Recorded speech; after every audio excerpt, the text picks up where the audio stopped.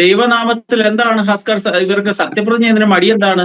അങ്ങനല്ല അനിൽ, ഇതിൽ വളരെ കൃത്യമായിട്ടുള്ളത് വിശ്വാസം എന്ന് പറയുന്നത് അവരവരുടേതായ സ്വകാര്യത മാത്രമാണ്. ഇവർക്കൊക്കെ വോട്ട് ചെയ്യാൻ വേണ്ടി, ഈ ഹിന്ദുക്കളെ പറ്റിക്കാൻ വേണ്ടി ഇവർക്ക് ആൾക്കാരെ തെരഞ്ഞെടുക്കാനുള്ള ഒരു അമെന്റ്മെന്റ് ആണ്.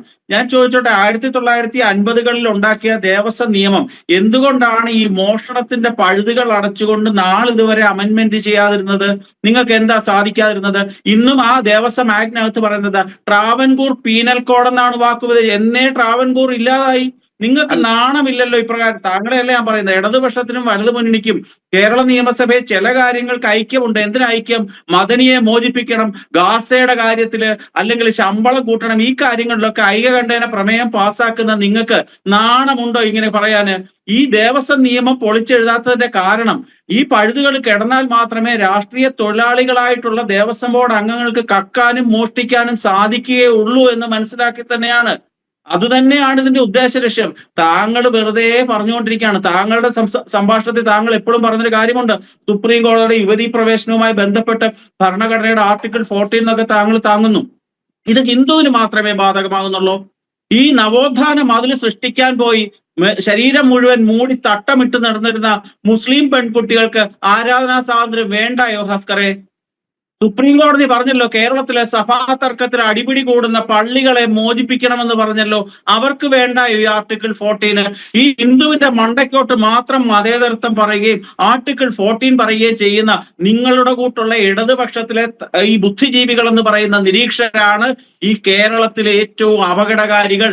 നിങ്ങളാണ് ഈ തെറ്റിദ്ധാരണ ഉണ്ടാക്കുന്ന. ഹിന്ദുവിന്റെ മണ്ടയ്ക്കോട്ടെ എല്ലാം അങ്ങോട്ട് ഭരണഘടന, ആർട്ടിക്കിൾ 14, ആർട്ടിക്കിൾ 22 എന്നൊക്കെ പറയാം. നവോത്ഥാന മുതൽ വന്ന മുസ്ലിം പെൺകുട്ടികൾക്ക് ഇതൊന്നും വേണ്ട, പള്ളി തർക്കത്തിൽ ഇതൊന്നും വേണ്ട. അതിനുള്ള ധൈര്യമില്ല. കാരണം നവോത്ഥാനം കഴിഞ്ഞല്ലോ ശ്രീ അനിൽ, ഇപ്പം വിശ്വാസികൾക്കൊപ്പമാണ്. അതുകൊണ്ടല്ലേ കോടികൾ ചെലവിട്ട് അയ്യപ്പ സംഗമം നടത്തിയത്. ഒറ്റ ചോദ്യമാണ് ഞാൻ ചോദിച്ചോട്ടെ ശ്രീ അനിൽ, അങ്ങയുടെ മറുപടി. ഒറ്റ ചോദ്യം കൂടി ഒന്ന് ആഡ് ഓൺ ചെയ്യാണ്. ഇപ്പൊ പറഞ്ഞില്ലേ, കുറ്റക്കാരായ ഒരാളെ ഞങ്ങൾ വെറുതെ വിടില്ല, ഒരാളെയും ഞങ്ങൾ വെറുതെ വിടില്ല എന്ന് പറയുന്നുണ്ടല്ലോ. ഇതൊക്കെ പുറത്തു കൊണ്ടുവന്ന ആരാണ്? അതെ, ഇതൊക്കെ പുറത്തു കൊണ്ടുവന്ന അല്ലല്ല, എന്നോടാണ് ചോദ്യം. ഞാൻ അതിൽ പോയിട്ട് തിരിച്ചു വരാം. ഇതിനകത്തൊരു പ്രശ്നം എന്താണെന്നറിയാവോ? എന്റെ ഒരു അഭിപ്രായത്തിൽ ഇത് കുറെ നാൾ കഴിയുമ്പോൾ ഉണ്ടാകുന്നത് ഈ നാട്ടിലെ ഹിന്ദുക്കളായ വിശ്വാസികളാണ് ഈ മോഷണത്തിലെ ഏറ്റവും ഗൂഢാലോചന നടത്തിയെന്ന് പറയും. കാരണം സ്ത്രീധന നിരോധന നിയമം എന്നൊരു നിയമം രാജ്യത്തുണ്ട്. സ്ത്രീധനം കൊടുക്കുന്നതും വാങ്ങുന്നതും കുറ്റകരമാണ്. ഈ ഭക്തന്മാരൊക്കെ കൊണ്ട് കാണിക്ക ഇട്ടത് കൊണ്ടാണല്ലോ ഞങ്ങൾ മോഷ്ടിക്കാൻ ഇടയായത്. നിങ്ങൾ എന്തിനാണ് ഇട്ടതെന്ന് ചോദിക്കുന്ന ഒരു കാലഘട്ടം ഇവിടുത്തെ CPM സൃഷ്ടിക്കുമെന്നുള്ളത് സത്യമാണ്. നമ്മുടെ ബഹുമാനപ്പെട്ട മുഖ്യമന്ത്രി പമ്പാ സംഗമത്തിന് ചില കാര്യങ്ങൾ പറഞ്ഞല്ലോ. എന്താണ് പ്രധാനമായിട്ട് അദ്ദേഹം പറഞ്ഞത്? ഭഗവത്ഗീതയിലെ ഭക്തന്റെ ലക്ഷണം അദ്ദേഹം സൂചിപ്പിക്കുകയുണ്ടായി. പക്ഷെ ആ ഭഗവത്ഗീതയിൽ ഈ പ്രസംഗം എഴുതി കൊടുത്ത ചില വ്യക്തികളുണ്ടല്ലോ, അദ്ദേഹത്തിന്റെ ചില ആൾക്കാർ, ഞാൻ പേര് പറയുന്നില്ലെന്നുള്ളതേ ഉള്ളൂ, അവര് ഭഗവത്ഗീത ഒന്നുകൂടെ വായിച്ചിട്ട് കള്ളന്മാരുടെ ലക്ഷണം കൂടെ ഭഗവത്ഗീതയിൽ പറയുന്നുണ്ട്. ആ കള്ളന്മാരുടെ ലക്ഷണം അനുസരിച്ച് പ്രവർത്തിക്കണം. തത്വമസി, നാഴികയ്ക്ക് 40 വട്ടം തത്വമസി പറയുന്നുണ്ടല്ലോ. കേരളത്തിലെ ദേവസ്വം ബോർഡ് പിരിച്ചു വിടുന്നത് വരെ ശബരിമലയിലെ തത്വമസി എന്ന് പറയുന്ന ബോർഡ് എടുത്തു കളയണം. എന്താ തത്വമസിയുടെ അർത്ഥം? ഞാൻ നീയാകുന്നു, നീ ഞാനാകുന്നു എന്നാ പറയുന്നത്. ഈ ശബരിമല ധർമ്മശാസ്താവിന്റെ മുമ്പിൽ വന്ന് കള്ളനായ പത്മകുമാറും പ്രശാന്തും തൊഴുമ്പോൾ അയ്യപ്പൻ ആരായി മാറി? തത്വമസി അനുസരിച്ച്, നിയമം അനുസരിച്ച് നോക്കുമ്പോൾ. അതുകൊണ്ട് ഈ ദേവസ്വം ബോർഡ് പിരിച്ചുവിടുന്ന കാലം വരെ തത്വമസിന്ന് മാറ്റണം. അല്ലെങ്കിൽ ഭഗവാനും ചില നിമിഷം ഇതൊക്കെ ഇങ്ങനെ തോന്നും, ഈ തത്വമസി ആണെങ്കിൽ ഞാനും കള്ളനാണോ എന്ന് ഭഗവാന് തോന്നുന്നതായിട്ട്. ശ്രീ രാജേഷ് നാഥാപുരമൊക്കെ ആ മേഖലയിൽ വളരെ സജീവമായി ചർച്ചയും പ്രസംഗവും നടത്തുന്ന ആളാണ്. ഞാൻ പറഞ്ഞതിൽ എന്തെങ്കിലും തെറ്റുണ്ടെങ്കിൽ ദയവായിട്ട് ക്ഷമിക്കണം. ഇതൊരു കാലത്തും യഥാർത്ഥ കുറ്റവാളികളിലേക്ക് ഇത് പോകില്ല. ഇത് ചില ഉദ്യോഗസ്ഥരെ മാത്രം ബലിയാടാക്കും. അതെന്തുകൊണ്ടാണെന്ന് ഞാൻ പറയാം. ഒരു വീട്ടിൽ ജനം TVയുടെ ഓഫീസിൽ ഒരു മോഷണം നടന്നു എന്ന് കരുതുക. ഒരു ക്യാമറ ഒരാൾ മോഷ്ടിച്ചു എന്ന് കരുതുക. പോലീസ് വന്നിട്ട് ആ കള്ളനെ പിടിച്ചതിന് ശേഷം ജനം TVയുടെ എഡിറ്റോറിയൽ റൂമിൽ AC റൂമിൽ ഇരുത്തി 4 ദിവസമാണോ ചോദ്യം ചെയ്യുന്നത്? അല്ല. സ്വാഭാവിക നിയമം അനുസരിച്ച് പോലീസ് സ്റ്റേഷനിൽ കൊണ്ടുപോയി ചോദ്യം ചെയ്യുകയാണ്. ഇത് ഉണ്ണികൃഷ്ണൻ പോറ്റിയെ നന്ദൻകോട് ദേവസ്വത്തിന്റെ ഓഫീസിൽ കൊണ്ട് AC റൂമിൽ ഇരുത്തിയതിനു ശേഷം കഴിഞ്ഞ 3 ദിവസം പഠിപ്പിക്കുകയായിരുന്നു. എന്താ പഠിപ്പിച്ചത്? എൻട്രൻസ് കോച്ചിങ് പഠിപ്പിക്കുന്നത് പോലെ ഈ രാഷ്ട്രീയക്കാരിലേക്ക് അന്വേഷണം എത്തരുത്, അവരുടെ പേര് നിങ്ങൾ പറയരുത്, ഉണ്ടാവാൻ സാധ്യതയുള്ള ചില കാര്യങ്ങൾ ഞാൻ സൂചിപ്പിക്കാം. ഉണ്ണികൃഷ്ണൻ പോറ്റിക്ക് അപകടം സംഭവിക്കാം. ഈ രേഖകൾ സൂക്ഷിച്ചിട്ടുള്ള ഓഫീസിന് തീ പിടിക്കാം. ഇതൊക്കെ കേരളത്തിലെ മുൻകാലങ്ങളിൽ അതുകൊണ്ടാണ് ബഹുമാൻ ഹൈക്കോടതി പറഞ്ഞത് നോക്കൂ, പിടിച്ചെടുക്കുന്ന രേഖകളുടെ ഒരു കോപ്പി ഇവിടെ കൊണ്ടുവന്ന് വെച്ചേക്കണം ഇവിടെ. കാരണം അവിടെ എപ്പോഴാണ് തീക്കത്തൽ ഉണ്ടാവുക എന്ന് പറയാൻ പറ്റില്ല, എപ്പോഴാണ് ഷോർട്ട് സർക്യൂട്ട് ഉണ്ടാവുക എന്ന് പറയാൻ പറ്റില്ല. ഇടിമിന്നലേറ്റ് നശിച്ചു പോകാറുണ്ട് CCTV ദൃശ്യങ്ങളൊക്കെ. അതെ അതെ, അതുകൊണ്ടാണ് ബഹുമാനപ്പെട്ട ഹൈക്കോടതി ഇതെല്ലാം ഡിജിറ്റൽ രൂപത്തിൽ ഒരു കോപ്പി ഞങ്ങൾക്ക് തരണമെന്ന് പറഞ്ഞത്. ഹൈക്കോടതിയിൽ ഇരിക്കുന്ന ജഡ്ജിമാർ അരിയാഹാരം കഴിക്കുന്ന മലയാളികൾ കൂടിയാണ്.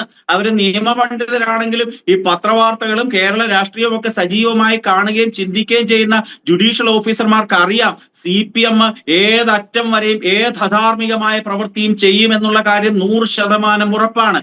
ഇത് തിരുവിതാംകൂർ ദേവസ്വം ബോർഡ് എന്ന് പറഞ്ഞ TDB അല്ല, ഇതെന്താണ് തീവ്സ് ദേവസ്വം ബോർഡാണ്, കള്ളന്മാരുടെ ദേവസ്വം ബോർഡാണ് ഈ കേരളത്തിൽ. ഇത് മാത്രമല്ല, തിരുവിതാംകൂർ ദേവസ്വം ബോർഡ് മാത്രമായിട്ടല്ല നമ്മൾ ഈ ചർച്ചകൾ കൊണ്ടുപോകുന്നത്. എന്തുകൊണ്ടാണ് ഇത് ഹൈന്ദവ സ്ഥാപനങ്ങളിൽ മാത്രമായി സംഭവിക്കുന്നത്? തിരുവിതാംകൂർ ദേവസ്വം ബോർഡ്, കൊച്ചി ദേവസ്വം ബോർഡ് തുടങ്ങിയ സ്ഥാപനങ്ങളുടെ ഓഡിറ്റ് റിപ്പോർട്ട് ഞാൻ പറയട്ടെ. 223 സബ് ഗ്രൂപ്പുകളാണ് കേരളത്തിൽ തിരുവിതാംകൂർ ദേവസ്വം ബോർഡിന്റെ കീഴിലുള്ളത്.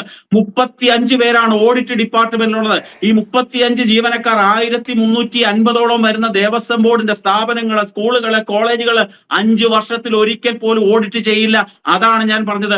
ദേവസ്വം മാനുവലും ദേവസ്വം നിയമവും അമെൻഡ് ചെയ്തിട്ട് എല്ലാ കാലത്തും ശ്രീ ഹസ്കർ ഉൾപ്പെടെ പ്രതികരിക്കുന്ന പ്രസ്ഥാനങ്ങൾ CIT ഒക്കെ പറയുമല്ലോ, ഇവിടെ എല്ലാ ഡിപ്പാർട്ട്മെന്റിലും സ്റ്റാഫ് കുറവാണ്. ദേവസ്വത്തിലെ ട്രേഡ് യൂണിയൻ ആയിട്ടുള്ള CPMകാരോ RSPക്കാരോ ഒരു കാലത്തും സ്റ്റാഫ് പാറ്റേൺ കൂട്ടണമെന്ന് പറഞ്ഞിട്ടില്ല എന്ന കൗതുകം താങ്കൾ ശ്രദ്ധിച്ചിട്ടുണ്ടോ? എന്താണ് കാരണം? സ്റ്റാഫ് പാറ്റേൺ കൂട്ടിയാൽ ഞങ്ങൾ ഇപ്പൊ മോഷ്ടിക്കുന്നത് കൂടുതൽ ആൾക്കാരിലേക്ക് വീതം വെച്ച് പോകാനുള്ള സാധ്യതയുണ്ട് എന്ന് അവർക്കറിയാം. അതുകൊണ്ടാണ് ഈ തുടങ്ങിയ കാലത്ത് 35 പേരാണ് ദേവസ്വത്തിന്റെ ഓഡിറ്റ് ഡിപ്പാർട്ട്മെന്റ് ഉള്ളത്. 2 പേര് പ്യൂണന്മാരും 2 പേര് ടൈപ്പിസ്റ്റുകളുമാണ്. ബാക്കിയുള്ള ആൾക്കാര് എത്രമാത്രം? ഈ കഴിഞ്ഞ 2008 തൊട്ട് 2019 വരെയുള്ള തിരുവനന്തപുരം തൊട്ട് ചേർത്തല വരെയുള്ള സബ് ഗ്രൂപ്പുകളിലെ 10 ക്ഷേത്രങ്ങളിൽ മാത്രം വെട്ടിപ്പ് 50 ലക്ഷമാണ്. ചേർത്തല ശ്രീകാർത്യായനി ക്ഷേത്രം ഉൾപ്പെടെയുള്ള ക്ഷേത്രങ്ങളിൽ 50 ലക്ഷം രൂപയുടെ വെട്ടിപ്പ് നടന്നു എന്ന് ഓഡിറ്റ് റിപ്പോർട്ടുണ്ട്. പക്ഷേ ഈ ക്ഷേത്രങ്ങളിലേക്ക് ഇവർ വീണ്ടും ചെല്ലാൻ 5, 6, 7 വർഷങ്ങളെക്കും. ആ സമയത്തേക്ക് ഈ മോഷ്ടിച്ച കള്ളന്മാര് പെൻഷൻ പറ്റും, അവരൊക്കെ രാജകീയമായിട്ട് ജീവിക്കും, അവർക്കെതിരെ അച്ചടക്ക നടപടി സ്വീകരിക്കാൻ സാധിക്കുകയില്ല എന്നുള്ള യാഥാർത്ഥ്യമുണ്ട് ശ്രീ ഹസ്കർ. നമ്മൾ അതുകൊണ്ടാണ് പറയുന്നത് വിശ്വാസികളെ പറ്റിക്കുകയാണ്. ഇനിയും CPM ചെയ്യാൻ പോകുന്നത് കാണിക്കയിട്ടവരെ കണ്ടെത്തി അവരെയൊക്കെ പ്രതികളാക്കുന്ന ഒരു ദിവസവും വരും. ഇത് 10 സർക്കാർ ജീവനക്കാരെ, ദേവസ്വം ബോർഡിന്റെ ഉദ്യോഗസ്ഥരെ മാത്രം പ്രതിസ്ഥാനത്ത് നിർത്തിയാൽ പോരാ. ഇതിന്റെ അന്വേഷണം പോവുകയാണെങ്കിൽ കടകംപള്ളി സുരേന്ദ്രനിലേക്ക് പോകും, മുഖ്യമന്ത്രിയുടെ ഓഫീസിലേക്ക് പോകും, തമിഴ്നാട്ടിലേക്ക് പോകും, ബെല്ലാരിയിലേക്ക് പോകും. ഇതൊക്കെ താങ്കൾ പഠിക്കേണ്ട കാര്യമുണ്ട്. താങ്കൾ ഇടതുപക്ഷ നിരീക്ഷകനായിട്ട് ഇരിക്കുന്നു എന്ന് മാത്രമേ ഉള്ളൂ. ക്ഷേത്രങ്ങളുടെ ചൈതന്യം തകർക്കുക എന്ന് പറയുന്ന ഒരു അജണ്ടയും ഇതിന്റെ പിറകിലുണ്ട്. ക്ഷേത്ര ചൈതന്യം തകർക്കുക എന്നുള്ള CPMന്റെ നയമാണ്. ഒരു ക്ഷേത്രം നശിച്ചാൽ അത്രയും അന്ധവിശ്വാസം ഇല്ലാതാകും എന്ന് പറഞ്ഞിട്ടുള്ള അധികാരത്തിൽ കയറിയവരാണ് ഈ ഇരിക്കുന്ന എല്ലാവരും തന്നെ.